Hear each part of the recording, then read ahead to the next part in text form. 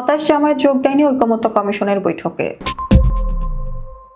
রাজনৈতিক দলগুলোর সঙ্গে জাতীয় ঐকমত্য কমিশনের দ্বিতীয় পর্যায়ের বৈঠক চলছে। বিএনপি, এনসিপি, সিপিবি, বাসদ ইসলামী আন্দোলন সহ অন্যান্য রাজনৈতিক দলের প্রতিনিধিরা এতে অংশ নিলেও যোগ দেয়নি জামায়াত ইসলামী। মঙ্গলবার বেলা 11টার পর রাজধানীর ফরেন সার্ভিস একাডেমিতে এই বৈঠক শুরুর কথা থাকলেও জামায়াতের প্রতিনিধিদের অপেক্ষায় সভা শুরু করতে বিলম্ব হয়।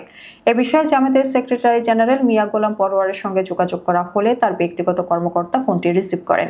দলের নেতারা সংলাপে আসবেন কিনা এমন প্রশ্ন করা হলে তিনি বলেন, আমি ওনার সঙ্গে কথা বলে আপনাকে জানাচ্ছি। পরে তিনি বলেন, জামায়াত সংলাপে যোগ দিলে গণমাধ্যমকে জানানো হবে। এদিকে বৈঠকের সূচনা বক্তব্যে কমিশনের ভাইস চেয়ারম্যান অধ্যাপক আলী রিয়াজ বলেন, রাজনৈতিক দলগুলোর সহযোগিতা পেলে জুলাই মাসে জাতীয় সনদ তৈরি করা সম্ভব। তিনি আরো বলেন, কমিশনের সব প্রস্তাবে একমত না হলেও জাতির স্বার্থে রাজনৈতিক দলগুলোকে ছাড় দিতে হবে। জানা গেছে, সংবিধানের ৭০ অনুচ্ছেদ সংশোধন, সংসদীয় সহায়ী কমিটি, বিরোধী দল থেকে নিয়োগ, নারী আসনে নির্বাচন, প্রধান বিচারপতি নিয়োগ ও সংসদের উচ্চ কক্ষ নিয়ে আলোচনা হবে আজকের সভায়। প্রসঙ্গত, লন্ডনে অন্তর্বর্তী সরকারের প্রধান উপদেষ্টা অধ্যাপক মোহাম্মদ ইউনূসের সঙ্গে বিএনপির ভারপ্রাপ্ত চেয়ারম্যান তারেক রহমানের বৈঠক হয়েছে।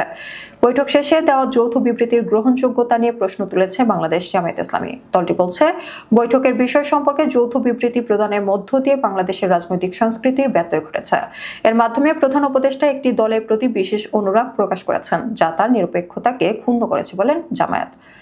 এদিকে শনিবার সকাল 10টায় দলের কেন্দ্রীয় কার্যালয়ে জামায়াত ইসলামীর কেন্দ্রীয় নির্বাহী পরিষদের এক বৈঠক অনুষ্ঠিত হয়। বৈঠকে জামায়াত আমির ডক্টর শফিকুর রহমানের সভাপতিত্ব করেন, যেখানে দেশের সার্বিক রাজনৈতিক পরিস্থিতি নিয়ে আলোচনা শেষে দলের পক্ষ থেকে গতকালের বৈঠক নিয়ে এই অভিমত ব্যক্ত করা হয়। উল্লেখ্য, প্রধান উপদেষ্টা প্রেস সচিব শফিকুল আলম বলেছেন, প্রধান উপদেষ্টা অধ্যাপক মোহাম্মদ ইউনূস ও বিএনপির ভারপ্রাপ্ত চেয়ারম্যান তারেক রহমানের মধ্যকার ঐতিহাসিক বৈঠকটি ষড়যন্ত্রকারীদের জন্য কফিনের শেষ পেরেক।